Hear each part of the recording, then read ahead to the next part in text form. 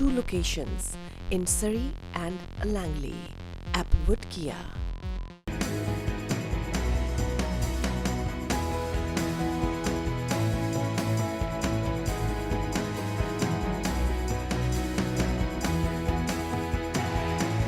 Brighton College. Overseas Auto Body, 7638 129th A Street, Surrey.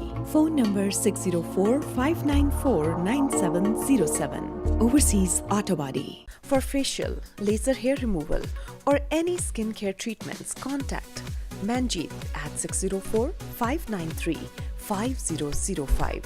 Located in Surrey at 12732 Aaron Place. Kaloya Skincare Spa and Laser.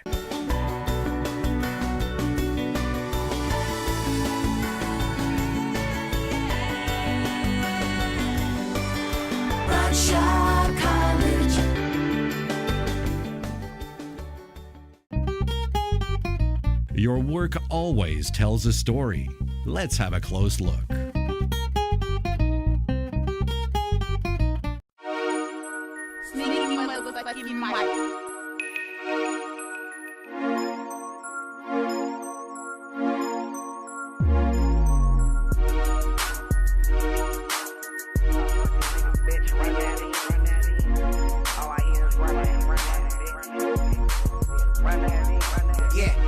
All these niggas nothing but a problem. I tell you right now, you might wanna be cool, partner. My mind be in a different place, all I need is space. Get in my way and I'm liable to catch a case. With something big enough to split a face in half. Used to use the hoes for dough, but now it's only just a laugh. You trying to make it last, and I'm trying to make some more. You be sitting on the dope that I let go for the low. Hey guys, my name is Asa Furtado here with Close Look TV. We're here at Pub 340 with my boys Joe Blow, Rupert Common. Guys, talk to me here.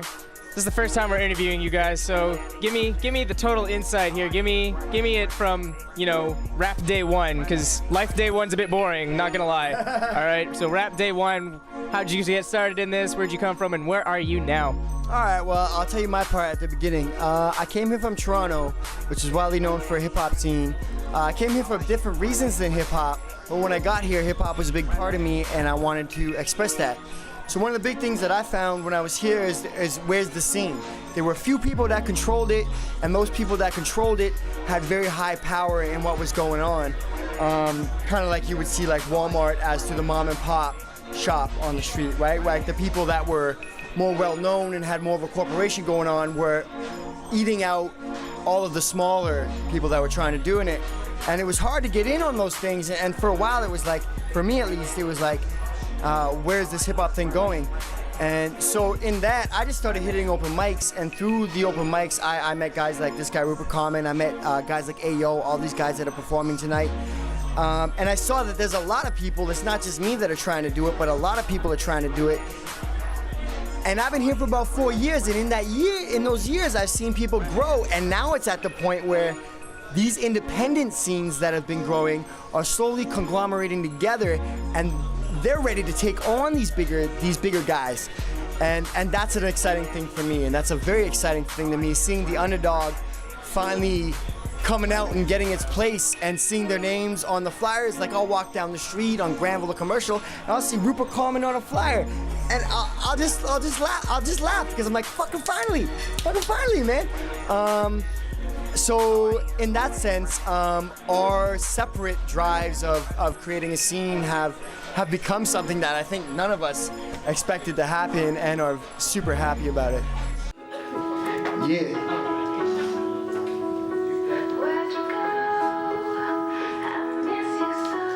Real emotional in here. Yeah. No matter where you are, I'm behind you. Remember spending days chilling at Spadina. I'll rewind with ya, take you back. Me and Joe Blow kicking these raps. Shit, all shucks. It is all skill, not about luck. And so many times I've been stuck. My skill has been all about show will, and I will kill any MC. They ain't beating me, no one's eating me. Yo, I will do do it not to speedily. I would do it just so people see it under them eyes. This is what I do just to survive. 9 to 5, something that I've known so well. Walking down Hastings Street, I live in hell. My soul rock and roll, no need to sell. I like shit, but I will. Kick some thoughts. I didn't get it at Ross. Forget it. I'll never really say that I'm a boss. A win is a loss if you think it's for the cause. Sometimes you lose your way, then you find it. Kinda like a little marble that you lost. Did I say lost twice? I thought nice, now my thoughts gone. I'm off and on like a light switch when the night hits. This is a cipher, so we need more of a crescent shape. This is a cipher, so we can make a circle great. You could make that shape like a square or a triangle. I rhyme dangle, my mind spangled. Wow, that's crazy. That is absolutely insane. So tell me, what's your input in on this, and how did you meet up with this guy, and how did we get to where we are now? Yeah, I first met Joe, actually I saw him busking on Granville Street, and he was with Speeches Beyond. And I was from North Vancouver. I came back to Vancouver after some years away, and that was about 2.5 years ago, and I made the decision to be a full-time artist and make that step. So make art my life. And I transitioned into like part-time work and then just worked on my stuff. And I started hitting open mics as well, maybe some different open mics than Joe. I did some poetry slam open mics and met some musicians, and then got into battle rap, and then made a foothold in the battle rap. And then I realized, I'm liking music, and I got into dancing as well. I've been into breakdancing for a while now, and that really opened up hip hop in a whole new way to me. Because dance is a huge part of hip hop, but when people hear hip hop, they sometimes just think rap music. But really, it's a universal culture that's unified in these different elements. And in Vancouver, Joe's right. Even within the rap scene, we have segregation, and then we have within the hip hop scene segregation. I'd be surprised if there's anybody going to be actually throwing down dance moves tonight. I would be surprised. I'd be very grateful. But that's something we want to see more of. We want to see the scenes coming together in ways where you have more joyful expression of hip-hop rather than image-based, like, cool hip-hop with people that are just dominating. So there's lots of room in hip-hop for voices. It comes from it comes from a very diverse culture, and we want to be diverse within it here. So I'm happy to be here tonight and just to be practicing what I'm doing, and yeah.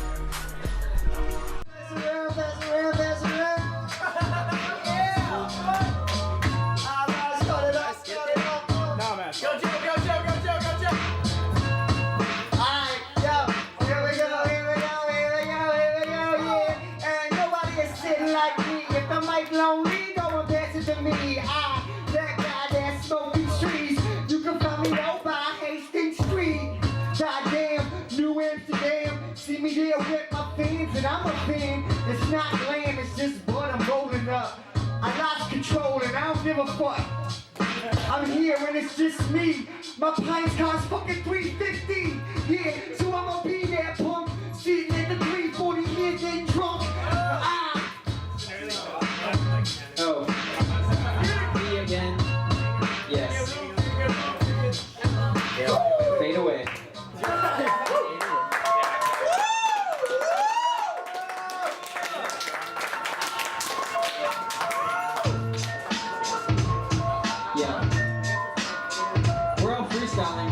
And dropping verses too if you want. Yo. Smash the cameras, hang the candor.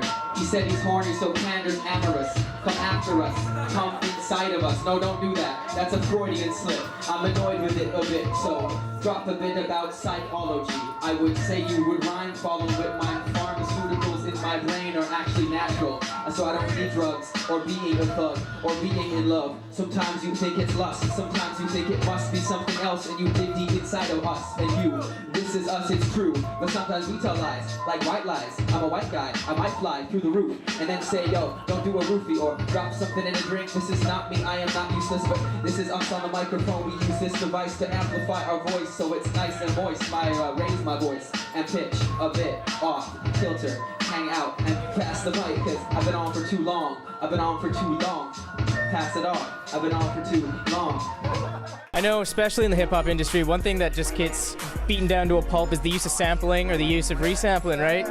Like, I love that stuff. I love, I'm a DJ, so I eat that stuff all day, all night. So, particular artists like Girl Talk or something like that, where they'll just throw in random samples on top of samples.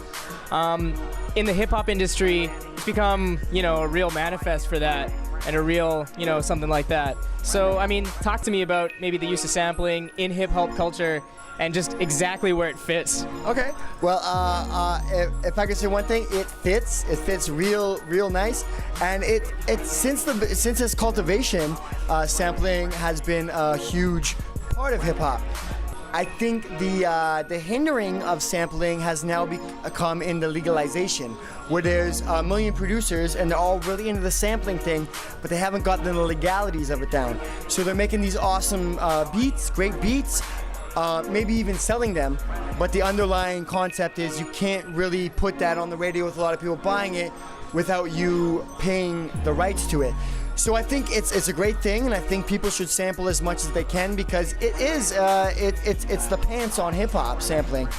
But I think what we need to move towards is more legal knowledge of what you can do, and if you're starting a producing business, because there's a million people starting a producer business. So if you want to be a producer and you want to sample, I think what you need to do is get on the internet and start looking up the legalities of things and realize what you have to pay and what you have to give out and who you have to talk to. And in that, I think you could really start a successful business, and it'll separate kind of the fantasy from the reality as it is. But if you make it in your house, who cares, right? Yeah. Sample whatever you want, go crazy. But if you're really looking to make money off the business, I think you really need to take a step forward from the magic of music and start looking at the business of music. Oh yeah. Let's hear a little bit of noise from the people out there so we know y'all are alive. Well, alright. Yeah. It's one time, me I love to rhyme, and that's like matching. Me I'm into some magic, like a sorcerer. As I serve you words, I just do this, so sit back and observe. It's all for the fun, not just making up some funds, but if we can do that too, that's cool. And yo, everything's impermanent, opposite of tattoos, but everything fades, so we do this every day. Like the sun rays, I'ma just shine for all of y'all, one time for your mind, and let it just settle. Pedal to the metal, giving it all my gas, like a fart, I'm making art. I do this from the start till the finish. I do it just with my mind, body, and my spirit all aligned. Just dropping lines one at a time. Yo, it's time for you to shine, my brother. Yeah, hello, what up? Inspiration with you, right? Yeah, hey, I'm walking up a street, and that's over my battle fleet. Basically, ripping hoes, all up in reality, and laughingly, I'm checked out to be causing cavities, gasoline, bringing up the laws of actuality, practically, asking the graphic, took a mercy, thinking me over, sinking these shits, so he devours me, dropping to the bottom, I'm waiting for Davy Jones. Kidding, coming, so I guess that I'm dipping home. I picked up the call, can you please hold the phone? I gotta get to the point, but I'm just way too stoned. Getting fuzzy, I ain't getting no feedback. You can take the phone, so please just give me my weed back. So here's a little lesson on lyrical progression. Skip the intro and proceed right into the session. And kid, is that crazy? Is that your girl's expression? Amazing kid, looking perfect, high definition.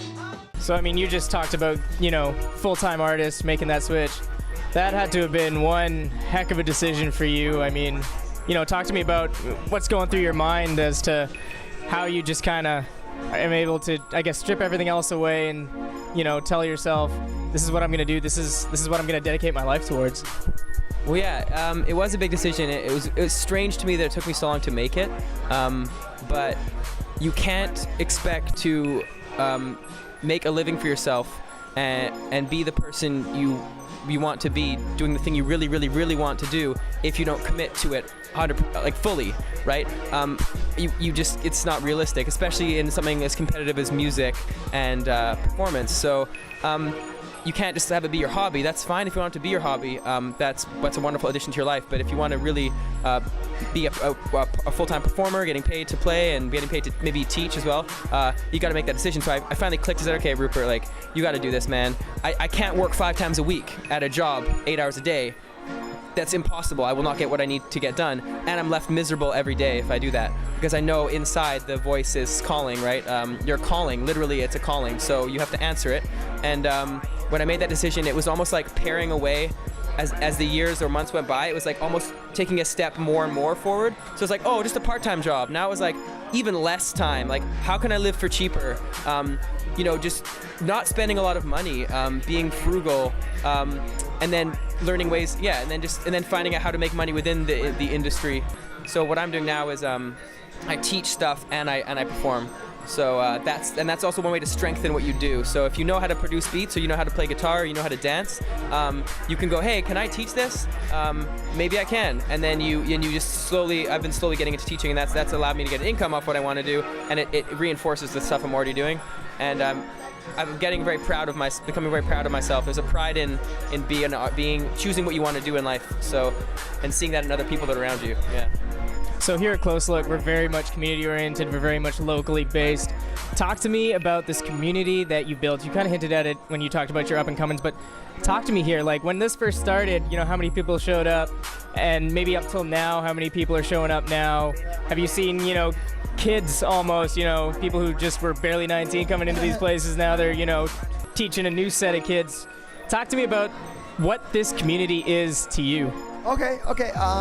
Well, I'll tell you right off the bat, if you are an underground act, having 100 people at your show is not something that happens.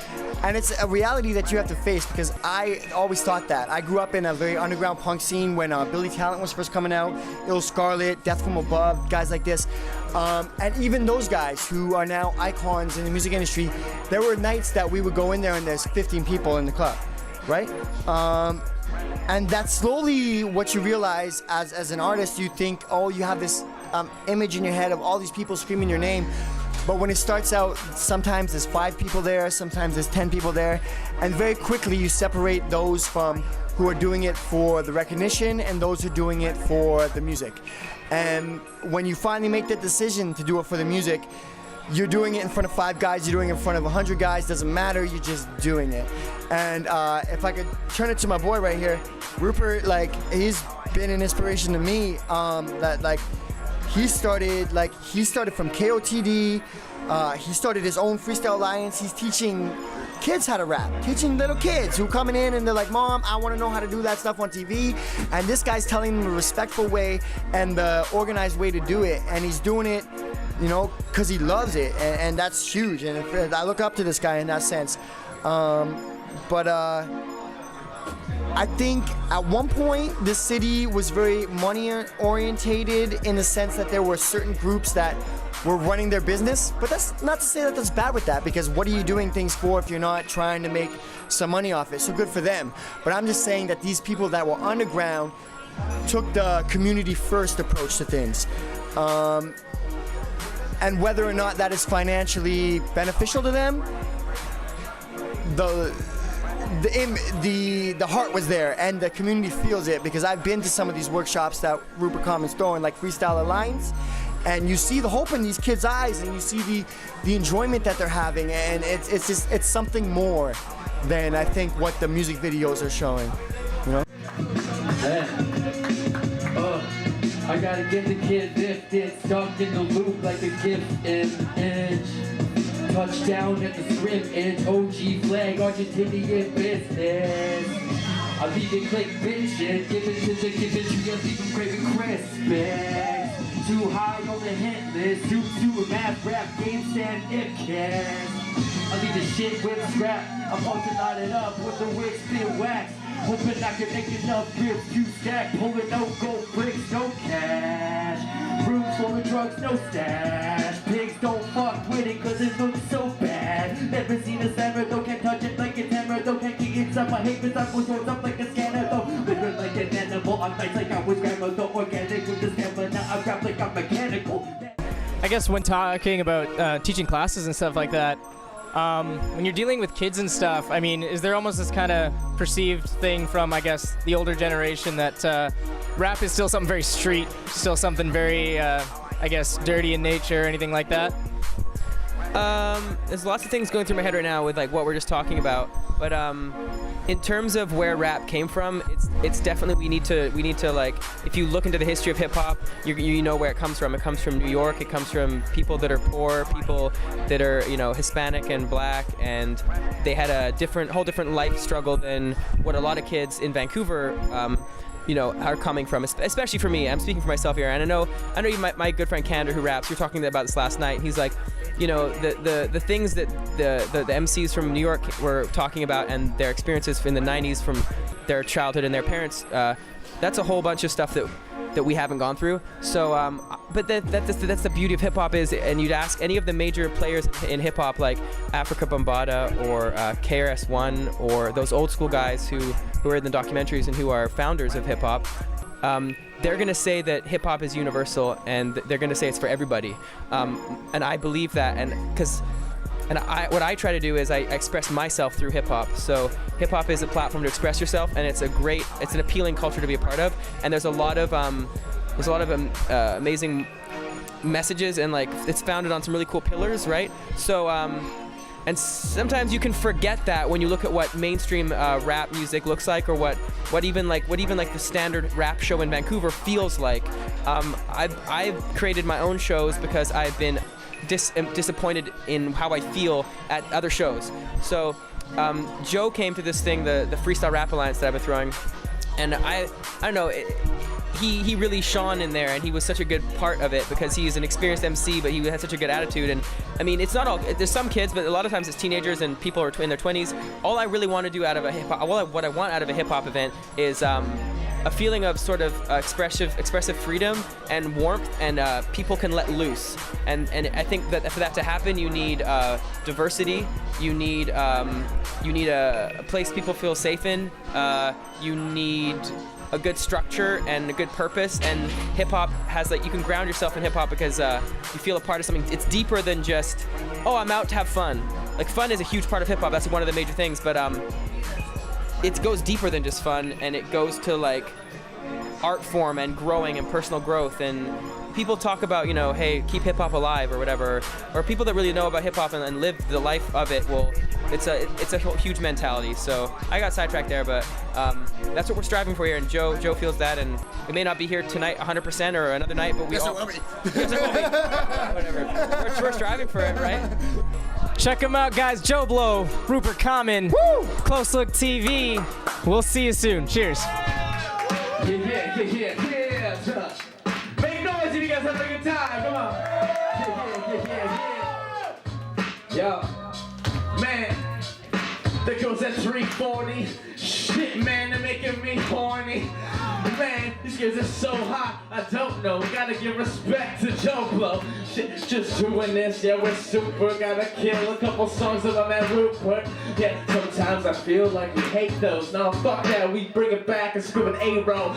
Might as well just spit it sometimes. I think that I'm good. Then I start breakdancing on the plywood. Looking at sometimes no amateur. Looking at the camera's aperture, I smash it handed. My name's Kander, but I'm candid. Looking at the shit like a shooting like a cannon. Sometimes I feel like I'm this man and I leave like, fuck it, man, the leaves might just drop like the fall, rock like you all, even if it's not this call. Me anytime, my number 778, and that's all you get. I love y'all, peace. Yeah. Oh, I beat your bitch like a vegetable, get the middleman and the other one direct to glow. Staying young like a Gyarados, telekinetic got the wolf flip like a mirror though. I make it too hard to listen up. Even DJs couldn't mix this up. This is where that scheme drops. One more before the spit in turns to the E-hop. Can think yoki dope, buddy, doki doki yo. Say he's killing practice, but he's just another hokey blow. Yo. And if he's a hokey bloke, that means he's kind of like a cowboy, but also kind of like a cowpoke. Like do-dance type shit, you know? Yeah, alright, we didn't mind it, right? Yeah! What up? So we're doing freestyle, alright? 1, 2, 3, 4. Yo, I'm at 340, yo, I'm knocking on your door. It's Elmac attacking, he's backward on the score. So all you ladies jump up, feet on the floor, and run the fucking teams like you can't have more. So basically, physically. We getting drunk as shit. We moving up feet a little bit, and I'll be ready to hit every joint in DC. So join me, and if you can't see, then use your eyes. And basically don't discriminate. And basically contemplate every fate that you took in the book. And basically you can't escape until it's left unknown. Until you're at your home. Always fucking rapping 340 is at my zone. You might have slipped, you might have tripped. He gets bucked right up. That's the chest, showing all that he's the best. Yes, I'll be the sickest G. Yes, I am the infancy, eating the real medication.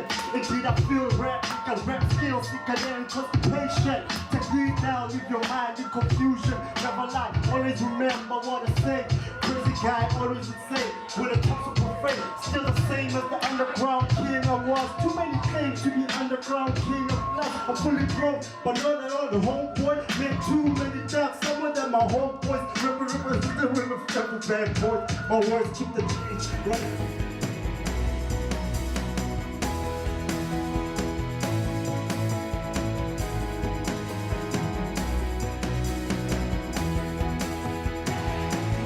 Brighton College.